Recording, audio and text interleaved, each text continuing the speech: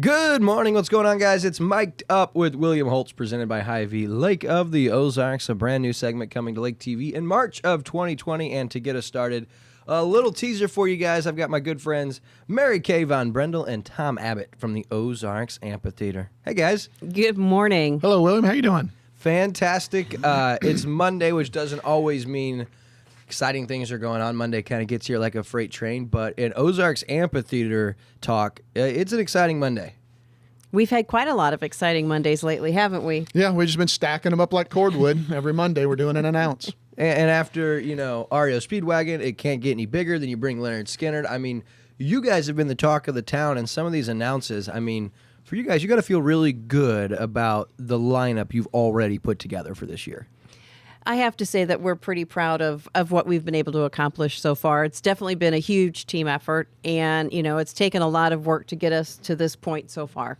And last year, when you have artists and acts like Five Finger Death Punch or the year before Alabama, and you get to see that venue at capacity, that helps when it comes to bringing in some of these other big acts, correct? Most definitely, especially with Alabama. There was a lot riding on our shoulders on that one. We had to be able to facilitate it in order for our other artists, other agents to actually feel confident with us, giving us access to larger shows. Yeah, that's awesome. I know you guys work close with Mammoth Productions, and that's been a great relationship. Some of the acts they're getting down there are huge. And I'll tell you what, you guys got another announce today. We're not going to tell them yet. I just wanted to look at the lineup, starting with Three Dog Night on June 6th, and then you go to Lynyrd Skynyrd, starting the year with those two. I mean, there might be some added, but man, Lynyrd Skynyrd itself, and of course Three Dog Night, I didn't realize how big of a following they had. Well, they've been around for over 50 years. I mean, the band started in 1964, and in the early 70s, Three Dog Night was the epitome of sex, drugs, and rock and roll. They played on some of the largest stages with some of the largest acts that were touring, Jimi Hendrix and the Beatles and all that stuff. And they were one of the top selling. They sold over 90 million albums, in their career. And so they have a very good following that we're proud to be able to bring them to the amphitheater. Yeah, heck yeah, that one on June 6th. Now, Friday, June 12th, is not just a Lynyrd Skynyrd concert. It's their farewell tour. I mean, this may be your very last chance to see them in the Midwest. Well, like I've said, it'll be your first time and probably your last time to see them at the Ozarks Amphitheater. Yeah, I mean, that's a huge announcement. I love that you guys are bringing back Missouri Symphony Orchestra on the 21st of June, and then probably the show that, Unique is obviously a huge fan. I'm a pretty big fan, but I'm most excited about Friday, July 3rd, the Avett Brothers. That's going to be huge. Yeah, that's a genre that we've never had at the amphitheater before. It's an Americana, folk, bluegrass, little country, little rock and roll. It's a 7-piece band. They play, cellos and bass guitars and fiddles and mandolins and all kinds of stuff on stage. So a lot of the people that have bought tickets for that tickets for that show have sold extremely well. And a lot of the people are coming from out of state, from out of the country. We have people coming from Puerto Rico, people from California, from the state of Washington. There's avid Avett Brothers fans that are very particular about, they'll follow 3 or 4 or 5 shows in a 2-week period. Right. So they'll come to the Midwest and they'll follow from here to Rogers, Arkansas, to Tulsa, to Kansas City, things like that. So we're excited to have the Avett Brothers. It's been a good opportunity for us. Yeah, I was so excited when I saw that, and it was the Ice Pie Challenge when we found out. Unique was looking at it when she realized. I remember that call. Yeah, when she realized, she was screaming. And that was a fun phone call. Yeah. So I said, don't comment. I don't want to get, I don't want to give it away. It could be right. So we called you guys, and Mary Kay heard Unique screaming, and she goes, I got to put Tom on the phone. Say it again.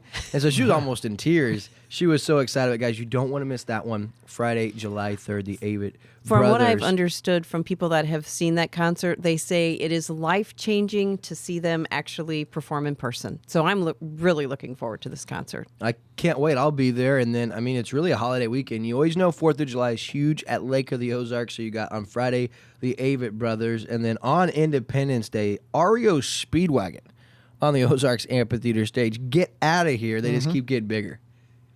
Yeah, REO is one of my favorite bands, and we've been working on those for several years. So all of our classic rock bands that we've been following and offering on and trying to get the routing correct for, it's been a perfect year for that to fall into place. And we have 3 more announces that I know of classic rock. And we're just now getting to our country confirmation. So, we look for another 6 or 7 announces over the next 7 or 8 weeks. I know you guys are going to live at the amphitheater this summer. Yeah, we do. We do. We winter in Eldon and summer at Camdenton.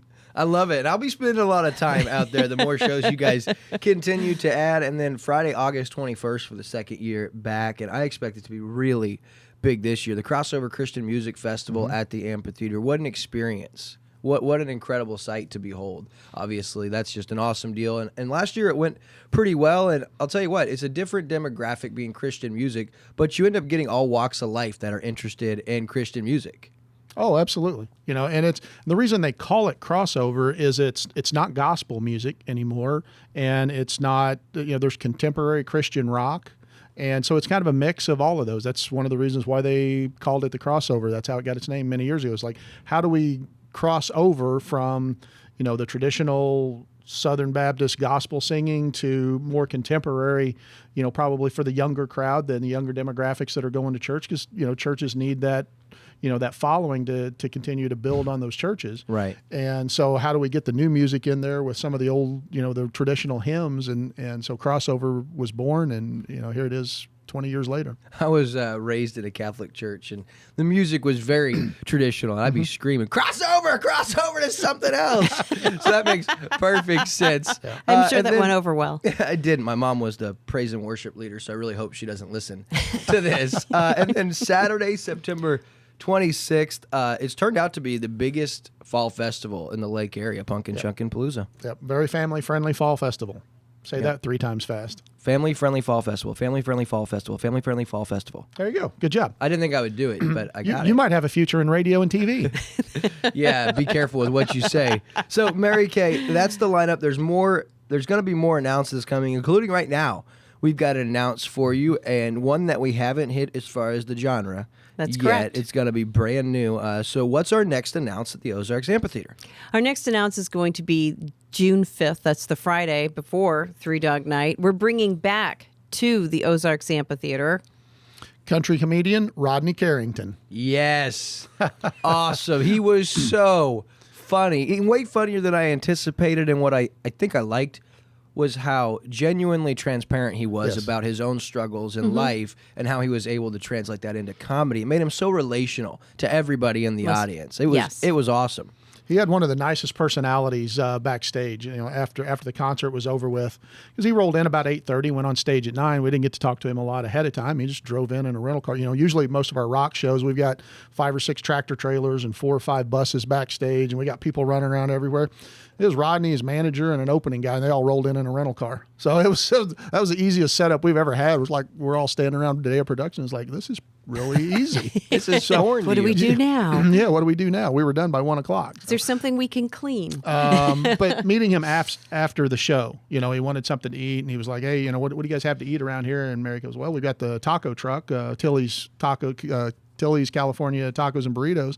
And he goes, all right, I'll have something. And he goes, what do you have, ma'am? And he goes, well, she goes, I'm vegan. So, he goes, well, I'll have what you're having. They make the Mary Kay special for me. So he goes, I'll have what they're having. And then he wanted to meet the owner of the amphitheater, which was very nice. We found Bill, put the 2 of them together. Rodney's from Tulsa originally, so he'd been to Lake of the Ozarks many times when he was a kid. So he knew where we were and really enjoyed the venue. So we're excited to have him back. He happened to be, traveling through here, and we put together a show for him, and excited to have him back. Listen, guys, if you're hearing about Rodney Carrington, you're like, I don't know, he's kind of the blue collar guy, not really into that genre of comedy. Listen, if you like to laugh, and if you're in a place in your life where you need to be lifted up, he's so relational, because I'm telling you what, I was helped through this concert or through this show, because things he struggled with in his past, he touched on, and I was able to look at through a new light. And so I'm telling you what, mark that on your calendar. It's going to be Friday, June 5th. Rodney Carrington coming back. A little bit of parental warning. This is an 18 and over show. Don't bring your kids. He does an adult comedy show. It is not for all audiences. It's a mature audiences only show. And here at the lake, you might want to be careful. You might want to go 31 plus, 32 plus. I said, I'm not sure I'm mature enough to be in the audience. I mean, because it was pretty edgy, but I think that's what so many people loved about it. You should be hearing the commercials for it on radio, so it'll give you a little bit of an idea of his avenue of comedy. He likes to make fun of relationships and all of that Right. stuff. Hey, he hasn't had the best luck in his life, as we learned last year. We'll come and hear all about that Friday, June 5th. Tom Abbett, Mary Kay, Von Brendel from the Ozarks Amphitheater. Make sure you connect with them on Facebook and online at ozarksamp.com. You can sign up for their official fan club where you'll get exclusive ticket offers before they even go on sale to the general public, so make sure you join that. And then stay tuned to Lake TV for updates and behind-the-scene looks from the Ozarks Amphitheater all year. For William Holtz with Mic'd Up, presented by Hy-Vee. We'll see you next time. Thank you guys for being here, and I'll see you all summer long. We're so looking forward to that. Thank you for having us, William. All right, until next time.